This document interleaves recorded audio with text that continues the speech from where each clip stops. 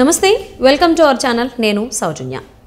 TDP social media టీంకి చంద్రబాబు నాయుడు గారు దిశానిర్దేశం చేశారు అన్నట్టుగా వినిపిస్తుంది.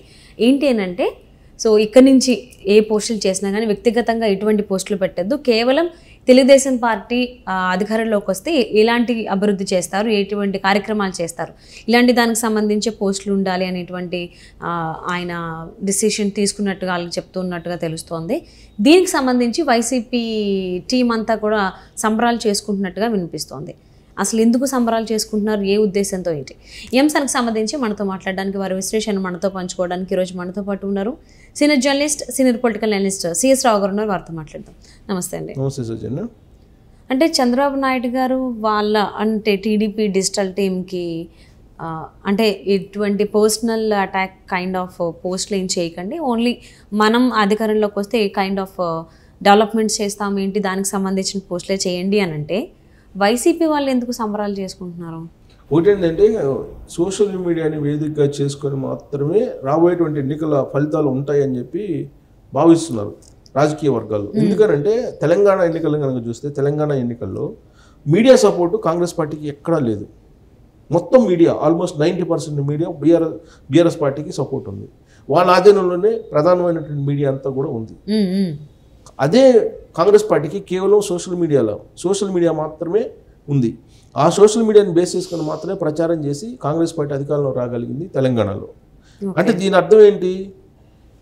సోషల్ మీడియా చాలా బలంగా ఉంది, గెలుపోటను నిర్దేశించేటువంటి స్థాయిలో సోషల్ మీడియా ఉందనేది ఒక నిర్ధారణకి తెలంగాణ ఫలితాల తర్వాత వచ్చేసింది రాజకీయ వర్గాలన్నీ. సో ఈ క్రమంలో ఆంధ్రప్రదేశ్లో జరిగేటువంటి ఎన్నికల్లో సోషల్ మీడియా ఏ విధంగా ప్రభావం చూపబోతుంది అనేది గ్రహించింది తెలుగుదేశం పార్టీ.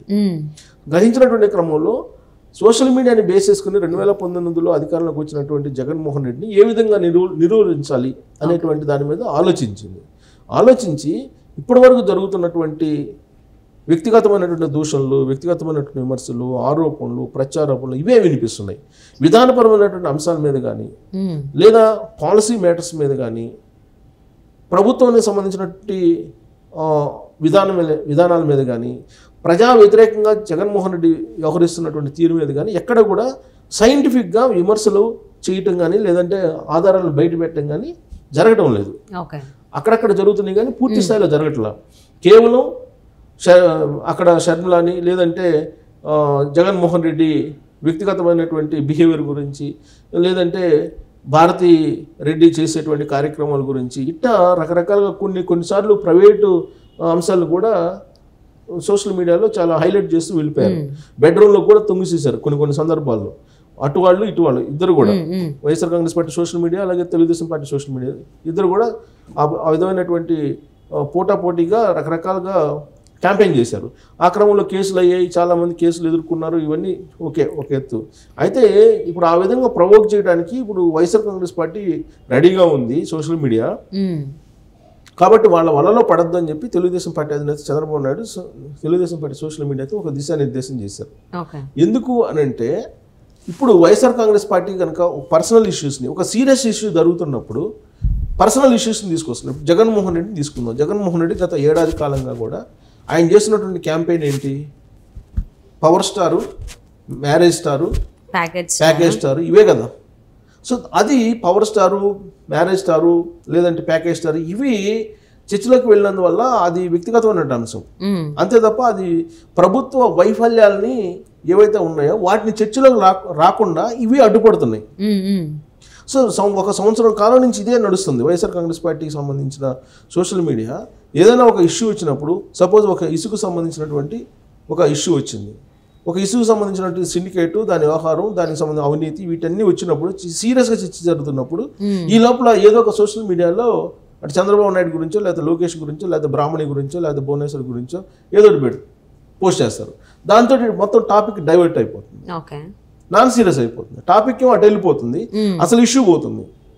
సో కాబట్టి అందుకే ఇవన్నీ గమనించిన తర్వాత తెలుగుదేశం పార్టీ అధినేత చంద్రబాబు నాయుడు చాలా క్లియర్ కట్ ఒక డైరెక్షన్ ఇచ్చారు ఐటీడీపీకి. ఏమిచ్చారంటే, ఇక నుంచి సోషల్ మీడియా ఒక ప్రభుత్వ వ్యతిరేక విధానాలు, లేదా ప్రజా వ్యతిరేక విధానాలు ఏ విధంగా అయితే తీసుకుంటుంది ఆంధ్రప్రదేశ్ ప్రభుత్వం, వాటి మీద మాత్రమే విశ్లేషణ కానీ ఉండాలి, లేదంటే వాటి మీద మాత్రం సమాచారం ఉండేలా పోస్టులు చేయాలి, అంతేగాని వ్యక్తిగతంగా వెళ్ళొద్దు. ఇప్పుడు మొన్నటి వరకు ఏం జరిగింది, కొడాలి నాని మీద వ్యక్తిగతంగా వెళ్ళింది, అలాగే వల్లభనేని వంశీ మీద వ్యక్తిగతంగా వెళ్ళారు. వాళ్ళు కూడా వ్యక్తిగతంగా లోకేష్ మీద నానా రకాలుగా పోస్టులు పెట్టారు. ఆ తర్వాత బ్రాహ్మణి మీదకి వెళ్ళారు. సో ఇవే నడిచినాయి, గత 4.5 సంవత్సరాల నుంచి కూడా ఇవే నడిచినాయి.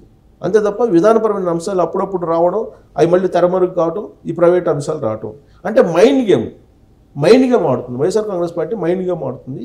ఈ మైండ్ గేమ్లో మీరు పడద్దు, వాళ్ళ వలలో మీరు పడద్దు. ఇప్పుడు మనకు కావాల్సింది ఏంది, రాష్ట్ర ప్రయోజనాల దృష్ట్యానే మీరు వ్యవహరించండి. ఆంధ్రప్రదేశ్ ప్రభుత్వం వ్యవహరిస్తున్న ప్రజా వ్యతిరేక కార్యక్రమాలని తీసుకొని వాటిని సైంటిఫిక్గా అర్థమయ్యేలా అంకెళ్ళు కూడా గ్యాదర్ చేసి ఇన్ఫర్మేషన్ తోటి పోస్టులు పెట్టండి, అవేర్నెస్ కల్పించండి ఆంధ్రప్రదేశ్ ప్రజలకి అవేర్నెస్ కల్పించడం ద్వారా రాబోయేటువంటి రోజుల్లో తెలుగుదేశం పార్టీ కావాలా, లేదా వైఎస్ఆర్ కాంగ్రెస్ పార్టీ కావాలా, చంద్రబాబు నాయుడు కావాలా, లేదా జగన్మోహన్ రెడ్డి కావాలని తెలుసుకునేదానికి అవకాశం ఉంటుంది. కాబట్టి ఆ దిశగా వెళ్ళండి అని చెప్పి ఒక డైరెక్షన్ ఇస్తున్నారు. అదొకటి. రెండేంటంటే, ఒకవేళ తెలుగుదేశం పార్టీ అధికారంలోకి వస్తే ఏం చేయబోతుంది సమాజానికి, తెలుగు సమాజానికి కానీ లేదా ఆంధ్రప్రదేశ్కి కానీ ఏం చేయబోతుంది అనే దాన్ని మీరు కళ్ళకి కట్టినట్టు చూపించేటువంటి ప్రయత్నం మీరు సోషల్ మీడియా వేదికగా చేయండి అనేటువంటి ఒక clear cut direction Chandrababu Naidu ఇవ్వడం జరిగింది. సో ఈ 2 అంశాల మీదనే రాబోయేటువంటి రోజుల్లో మీరు పనిచేయాలి అనేది ఒక డైరెక్షన్ ఇచ్చారు. ఒకవేళ YSR Congress party social media provoke చేసినా కానీ మీరు టెంప్ట్ కాకుండా విధానపరమైనటువంటి అంశాలను మాత్రమే టచ్ చేయండి అనేటువంటి విషయాన్ని చంద్రబాబు నాయుడు చాలా క్లియర్ కట్గా చెప్పారు. అంటే రాబోయేటువంటి రోజుల్లో ప్రజల్ని అవేర్నెస్ చేయడానికి ఇప్పుడు 4.5 ఏళ్లలో జగన్మోహన్ రెడ్డి ఏమేం చేశారు, ఆంధ్రప్రదేశ్ని ఎంత అప్పుల్లోకి తీసుకెళ్లారు, అలాగే బటన్ నొక్కడం ద్వారా ఎంత ఖర్చు చేయింది, అలాగే ఖర్చు ఎంత పెరిగింది, ద్రవ్యోల్బణం ఎంత పెరిగింది, ఇచ్చేటువంటి సంక్షేమ పథకాలకి సమాంతరంగా ఏ విధంగా ఖర్చులు పెరిగాయి, మద్య నిషేధం వల్ల ఎంత నష్టం జరుగుతుంది, ఇసుక ధరలు పెంచడం వల్ల ఎంత జరుగుతుంది, రాష్ట్రంలో ప్రాజెక్టులు పూర్తిగా వల్ల జరుగుతున్న నష్టం ఏంటి, వీటన్నిటిని సైంటిఫిక్గా వివరించండి. అంటే ప్రభుత్వం చేసినటువంటి వైఫల్యాలని ఎత్తి చూపడం తప్ప వేరే ఇంకేమీ చేయొద్దు. అంతే. ప్రవోక్ చేసినా కానీ మీరు టెంప్ట్ కావద్దు, వ్యక్తిగతమైన విమర్శలకు పోవద్దు, మీరు వెళ్ళొద్దు. ఒకవేళ వాళ్ళు చేసినా కానీ దానికి రిప్లై ఇవ్వద్దు అని చెప్పి చంద్రబాబు నాయుడు చాలా క్లియర్ కట్ గా తెలుగుదేశం పార్టీ సోషల్ మీడియాకి చెప్పడం. అంటే రియాక్ట్ అవ్వద్దు అని చెప్పినంత మాత్రాన టీడీపీ వాళ్ళని వైసీపీ వాళ్ళు ఎందుకు హ్యాపీ ఫీల్ అవ్వడం, అసలు అక్కడ ఏముంది దాగి అసలు అర్థం కావట్లేదు. అంటే ఇప్పటి వరకు ఏంటి, వీళ్ళు ఏదో వ్యక్తిగతంగా చేస్తే వాళ్ళు కూడా వ్యక్తిగతంగా వస్తున్నారు. సో దాంతో వ్యక్తిగతమైన విమర్శలు ఉండవు అనే దానికి వాళ్ళు అంటే మూలాలు తీస్తున్నారు. ఇప్పుడు జగన్మోహన్ రెడ్డికి సంబంధించినటువంటి అంశాలను చాలా తీశారు. అప్పుడు పవన్ కళ్యాణ్ విమర్శించారు. పవన్ కళ్యాణ్ వ్యక్తిగతమైనటువంటి మ్యారేజ్ స్టార్ అనగానే జగన్మోహన్ రెడ్డి ఇల్లీగల్ వ్యవహారాలన్నీ బయటికి తీశారు. అంటే ఇలా రియాక్ట్ అవ్వకపోవడం వల్ల వైఎస్ఆర్సీపీకి వచ్చినటువంటి లాభం ఏంటి అంటే వ్యక్తిగతమైన విమర్శలు ఇంకా మామయ్య కూడా ఉండవు కదా అని చెప్పి వాళ్ళు కూడా అనుకుంటున్నారు. ఓకే, అంటే వాళ్ళైతే చేయడానికి అయితే ప్రిపేర్డ్ గా ఉన్నారా? అంతే. ఓకే, వాళ్ళు కూడా విధానపరమైన అంశాలకు రావాలి, వాళ్ళు కూడా రావడానికి సిద్ధపడుతున్నారు. సో ఇద్దరు కనుక సైంటిఫిక్ గా వచ్చి సమాజంలో జరుగుతున్న అంశాల మీద శాస్త్రీయంగా కనుక విమర్శలు ప్రతి విమర్శలు చేసుకుంటే అది రియల్ యుద్ధం ఉండే అవకాశం ఉంది. అండ్ దట్టు ప్రజెంట్ సిచ్యువేషన్ లో సొసైటీలో సోషల్ మీడియా ఇంపాక్ట్ చాలా ఎక్కువగా ఉంది. సో దాన్ని పాలిటిక్స్ ఖచ్చితంగా ఎప్పటి నుంచో లాస్ట్ ఫ్యూ ఇయర్స్ నుంచి చూసుకున్నట్లయితే ఖచ్చితంగా పొలిటీషియన్స్ బాగా వాడుకుంటున్నారు.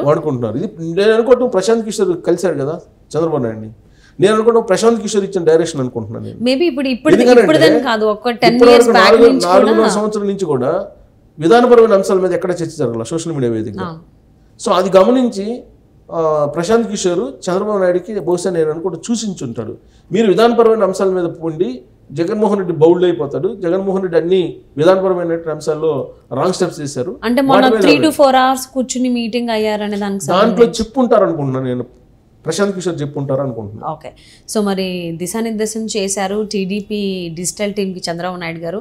సో అది వాళ్ళకి ఎంతవరకు ఇంపాక్ట్ చూపిస్తుంది ఏంటి, దానికి వైఎస్ఆర్సీపీ వాళ్ళు ఎందుకు హ్యాపీ ఫీల్ అవుతున్నారు, వాళ్ళు దాన్ని ఏ విధంగా ఫేస్ చేస్తారండి? అంటే ఎందుకు హ్యాపీ ఫీల్ అవుతున్నారు? మీ వ్యక్తిగత విమర్శలు చేసినా కానీ ఎదురుదాడి ఉండదు, నా ఇష్టం, నేను ఇష్టం వచ్చినట్టు చేసుకోవచ్చు అని హ్యాపీ ఫీల్. సో అదే దాన్ని టీడీపీ వాళ్ళు ఎలా ఫేస్ చేస్తారు? ఏం పట్టించుకోకపోయినా వైఎస్ఆర్సీపీ వాళ్ళు ఎలా ఏ విధంగా వాళ్ళని టార్గెట్ చేసి